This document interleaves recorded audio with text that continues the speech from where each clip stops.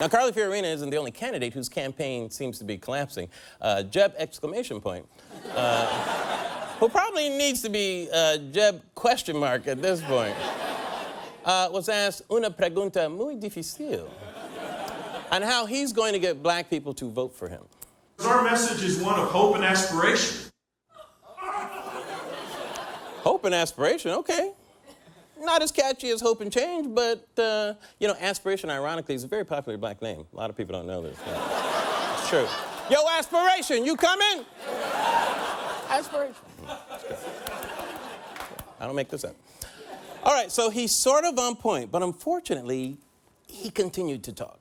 Our message is one of hope and aspiration. It isn't one of division and get in line and we'll take care of you with free stuff. What? Black people vote so they can get free stuff? The only time black people would have voted for free stuff would have been for Abraham Lincoln when the stuff they wanted to be free was themselves. That makes sense. All right, okay, look, all right. Maybe he misspoke, you know, but he got a chance for a do-over with Chris Wallace on a Sunday show, or as we in the fake news business say, a Fox Mulligan. We need to make our case to African-American voters and all voters that an aspirational message fixing a few big complex things will allow people to rise up. That's what people want. They don't want free stuff. You just did it again! What is this weird racist word association that's going on in your head? You hear black voters and you just think free stuff. It's like he's playing heads up. You know, he just holds, right? he just holds up his phone, right? You're way ahead of me. Somebody else, black voters, and he gets free stuff. Gotta be free stuff. Okay, anyway, this guy has a lot of nerve accusing black voters of demanding free stuff when this country was built on the backs of free black labor. Now, right?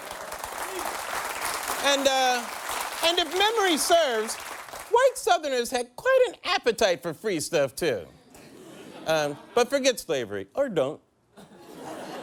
But let me ask you a question, Jeb exclamation point. I don't want to say you're out of touch, but do you think it's possible that you might have a huge color blind spot? I'll tell you what is your opinion on racism in this country? I don't think people are inherently racist in this country. In fact, I think we have a pretty noble tradition of the opposite.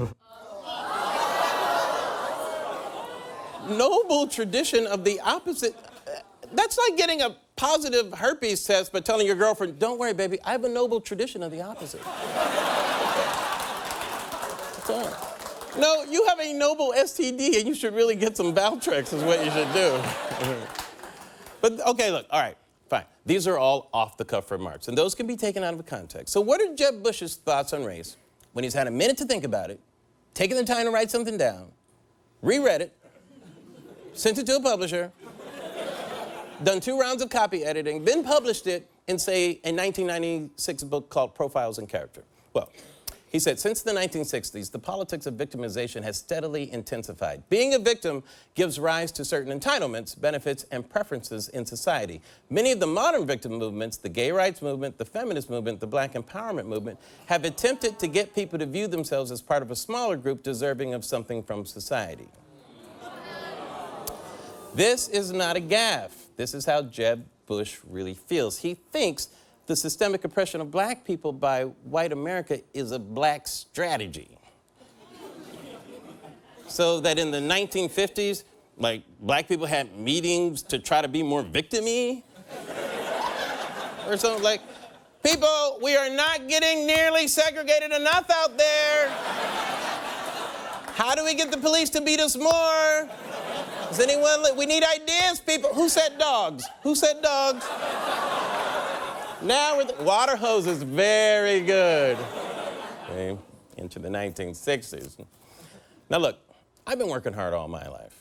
My parents told me I had to work twice as hard for half as much. That's been my mentality. And I'll be honest with you, that's the mentality for many black Americans. It's not that we think of ourselves as victims who deserve your handouts. It's that we know we have to work our asses off to overcome a system that for decades has institutionalized ways to keep us out of society. So the idea that black people are strategizing to get anything for free out of this country is insulting, exclamation point.